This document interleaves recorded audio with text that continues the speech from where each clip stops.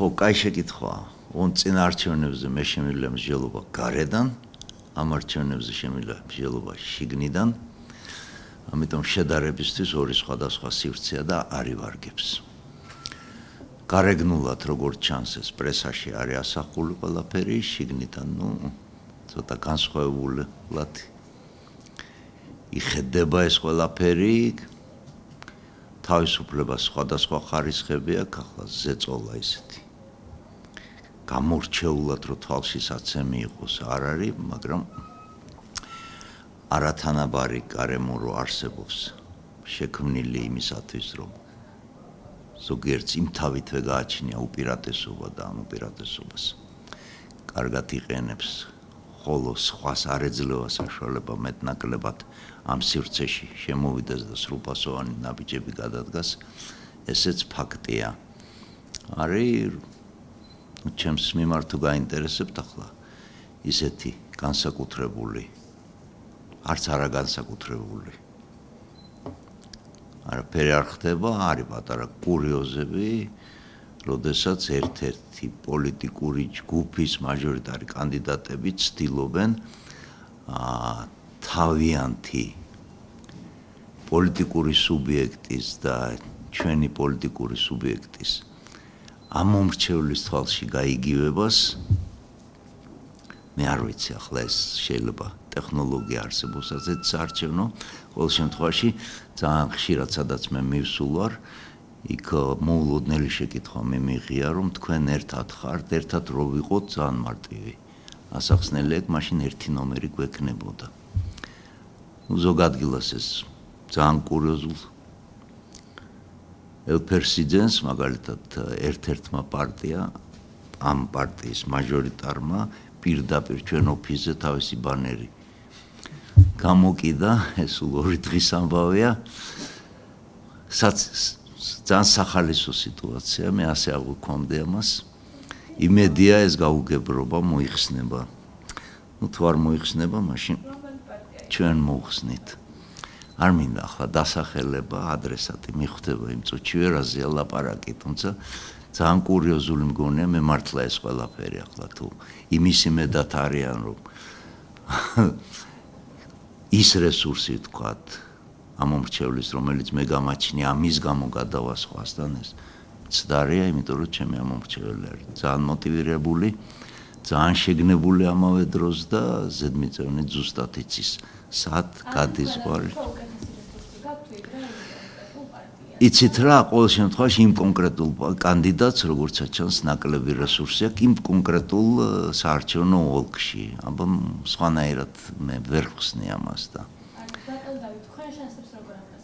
ბატონო, ჩემ შანსებს ვაფასებ ძალიან იმედიანად.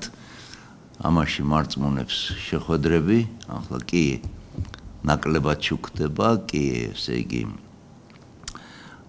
ვერ ვაწარმოებთ ვთქვათ დროშებით და დავთაბებით ამ კამპანიას, მაგრამ ჩვენ მუშაობთ ამომრჩეველთან კონკრეტულად. ორი დღის წინ გახდით იმერეთი პრაქტიკულად მთლიანად შემოვიარეთ დაწყებული პერევიდან და აჭარაში შევხვდი ამომრჩეველს. დღეს მექნება პირველი შეხვედრა ჩემს საარჩევნო ოლქში უშუალოდ მთაწმინდებლებთან, ასე რომ მთაწმინდელზე მაღალი კონკურენცია, ვინ მიგაჩნიათ თქვენს მთავარ კონკურენტად? იცით რა, მე მიმაჩნია, რომ მე ვარ მთავარი კონკურენტი ყველასათვის. ბატონო დავით, კიდევ ერთი საკითხი. სულ რამდენიმე დღის წინ ყოფილმა პირველმარლედი სანდრა რულოვსმა გამოაცხადა, რომ მიხეილ სააკაშვილის საქართველოში დაბრუნება გარდაუვალია. როგორ შეფასებთ ამ მოვლენას? აქვს თუ არა რაიმე შანსი და თუ ჩამოვა ამ შემთხვევაში რა კონკრეტული ღონისძიებები? რა რამდენადაც მე ვიცი, ბატონი სააკაშვილი არის ძებნაში, ამიტომ რა თქმა უნდა, რაღაც მომენტში მისი ჩამოსვლა არის გარდაუვალი, რომ წარდგეს მართლმსაჯულების წინაშე და ახლა იქ რა დადგება, ვთქვათ, რა სამართლებრივი იერს შეიძენს ეს ყველაფერი, ეს არის დამოკიდებული სასამართლოზე. მეტიც ყველა ვინც არის ძებნაში თუ უნდა საქართველოში დაბრუნება ურჩევდი რომ გააკეთონ ეს რაც შეიძლება მალე წარდგენ მართლმსაჯულების წინაშე და დანარჩენს გადაწყვეტ სასამართლო ეს არის ჩვეულებრივი მექანიზმი ახლა უამრავი ადამიანი ვიცი მე რომელიც არ შეუშინდა ამ ნაბიჯს დაბრუნდა მათ მიმართ მართალია არ დადგა ან გვიან დადგა თქვათ სამართლებრივი შედეგი მაგრამ ეს არის ერთადერთი გზა მას კონკრეტული დანაშაულისთვის ბრალი აქვს წარდგენილი და ეძებენ ხო ასეა ცნობილი ახლა ინტერპოლი ეძებს თუ არა ამას არანაირი მნიშვნელობა არ აქვს ჩვენი კანონმდებლობა ეძებს ამიტომ ყველაზე კარგი ყველაზე ვაჟკაცური ნაბიჯი მისი მხრიდან იქნება ჩამოსვლა და სასამართლოზე გამოცხადება და ამის მერე იქნებოდა ის რაც იქნებოდა შევხედავთ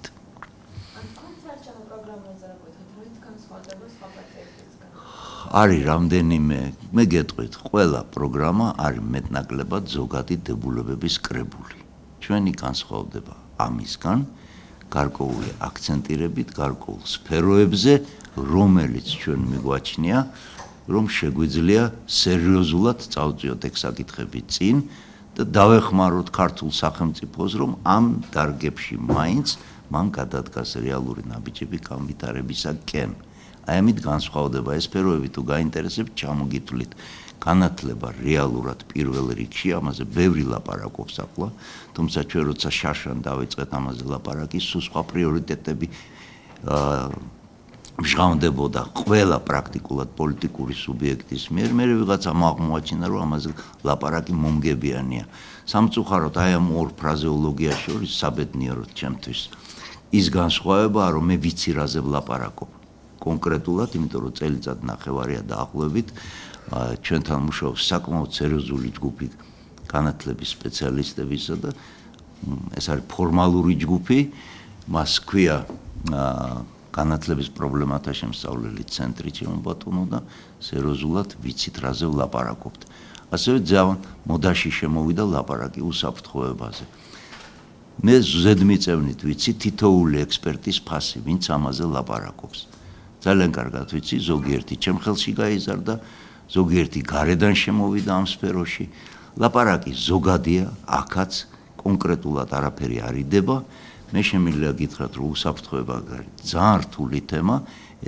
პრაქტიკულად განშლადია ყველა სივრცეში საზოგადოებრივი ცხოვრებისა და მე ვიცი რაზეა ლაპარაკი მეტიც ჩვენ გვაქვს ასევე წელიწადია მუშაობს წელიწადზე მეტია დაახლოებით მუშაობს შარშანდელი მარტიდან სამხედრო სამეცნიერო კვლევითი ინსტიტუტი რომელიც შედგება რეალურად ამ დარგის პროფესიონალებისაგან და არა მარტო სამხედრო დარგის პროფესიონალებისაგან სერიოზულად ვიცით ჩვენ განსხვავება ჩვენს პროგრამასა და სხვების საუბარს შორის ეგრეთ წოდებულ ვეტერანების პრობლემაზე ყველა ვინც პირდება ვეტერანს რომ აუწევს რაღაცას დაუწევს რაღაცას ეს არის უბრალოდ ვეტერანთა შეცდომაში შეყვანის საშუალება რეალურად არც ერთი პოლიტიკური ძალა 25 წლის მანძილზე ამ პრობლემის მოგვარებაში არ იყო დაინტერესებული და ძალიან გამიკვირდება რომელიმე რო აღმოჩნდეს რომ ახლა შეძლოს ეგა ვეტერანები ეს არის მასალა რომელიც ძალიან კარგია საარჩევნოდ და ამიტომ უნდა იყოს კონტროლის ქვეშ ამიტომ ყველა ხელისუფლება ცდილობდა რომ ეს ქონოდა მას გარანტირებულად ხო ჩვენ გვაქვს რეალური ხედვა აი ამ პრობლემის გადაწყვეტის ამ სახელმწიფოში ახლა თეზისებს უფრო ვერ დავაკონკრეტებ ჯერ ერთი აქ ამის სივრცე არ არის და მეორე საქმე იმაში გახლავთ რომ ნებისმიერი თემა რომელსაც ჩვენ ვწევთ ხოლმე საზოგადოების წინაშე იმ წუთშივე ხდება სხვადასხვა პოლიტიკური ჯგუფების მიერ ტირაჟირების ობიექტად ხო ამიტომ გაიმეორონ ეს ფრაზეოლოგია ამას მივესალმები თუ გაჩნდება პოლიტიკოსთა ლექსიკონში ეგეთი ფრაზა როგორც არის ვეტერანთა პრობლემა მაგრამ მე გეუბნებით ჩვენ ვხედავთ ამას როგორც სახელმწიფო პოლიტიკის არარსებობას რეალურად აი პოლიტიკა როგორ უნდა განისაზღვროს ამის წარმოქმნა არც ერთ პოლიტიკურ ჯგუფს არ აქვს იმიტომ რომ თავის თავზე არც ერთს არ გამოუვლია ის რაც გამოვიარა თუნდაც მე პირადად ბოლო 12 წლის მანძილზე და ვეტერანთა უმრავლესობამ, რომელიც ამ პრობლემას ხვდებოდა დაახლოებით 94 წლიდან. აი ეს არის განსხვავება. სიღრმეშია განსხვავება, საკითხის ფლობაშია განსხვავება, გადაწყვეტის გზების ცოდნაშია განსხვავება და რაც თავარია პოლიტიკური ნების ქონა არ ქონაშია განსხვავება.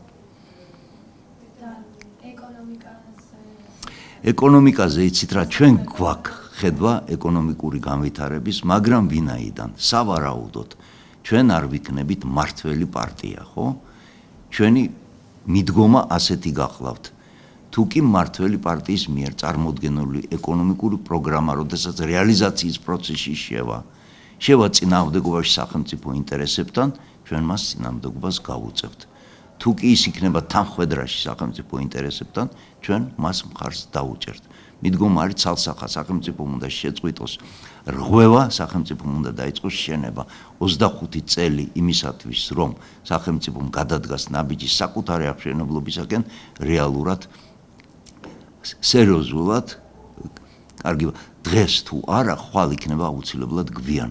ხვალ რეალურად იქნება გვიან და სამწუხაროდ აქაც ეკონომიკაშიც, როგორც ყველა სხვა დარგებში, ერთიანი ხედვის არარსებობა გახლავთ ძირითადი ნაკლი ყველა იმ ხელისუფლებისა, რომელიც არსებობდა მანამდე, მათ შორის პირველი ეროვნული ხელისუფლებიდან, შევარდნაძის ხელისუფლებიდან, ბატონ სააკაშვილის ხელისუფლებიდან და არ ვიცი ახლა ეს ვის ხელისუფლება, კვირიკაშვილის, ღარიბაშვილის თუ მარგველაშვილის, არა, ამ ხელისუფლებაშიც არ არსებობს ხედვა. ჩვენ ვაშენებთ რაღაცებს, გიგანტურებს, ზოგს ისა, მაგრამ არ ვიცით რატო ვაშენებთ. აი ეს არის. ისევე როგორც ახლა გამოცხადდა და ანონსი გაკეთდა რაღაც 60,000 სტუდენტზე გათვლილი უნივერსიტეტი შენდება თურმე. ეს განათლების პროგრამაში ეწერა ამის და რაზე იყო გათვლილი. ჩვენ არ ვიცით ეგ არაფერი. ამიტომ აი ეს გიგანტომანია რაღაცნაირად არ ჯდება არანაირად განვითარების ერთიან კონცეფციაში. ჩვენ ავაშენებთ ამ უნივერსიტეტს, რა დაემართება მე არ ვიცი. და ჩვენ ყველაფერს ვაკეთებთ იმასთვის, რომ დავაკნინოთ არსებული უნივერსიტეტები. განსაკუთრებით დაკნინებად მიმაჩნია მე მივლინება განათლების სამინისტროს მინისტრის მოადგილისა თბილისის ჯავახიშვილის სახელმწიფო უნივერსიტეტში. რა აკადემიური წარსულის არის ეს კაცი? ვინმე მიცის? მე მაგალითად არ ვიცი. მისი CV-დან ეს არ ჩანს. ამიტომ არის რაღაცები მართლა სერიოზული ამ ქვეყანაში მართლა გადასაწყვეტი. ახლა და ქართველი ხალხის ასარჩევია. როგორ უნდა თავის ნახვა, თქვა, შემდეგ 4 წელიწადში, შემდეგ 10 წელიწადში, შემდეგ 15 წელიწადში. ეს გამოჩნდება 8 ოქტომბერს.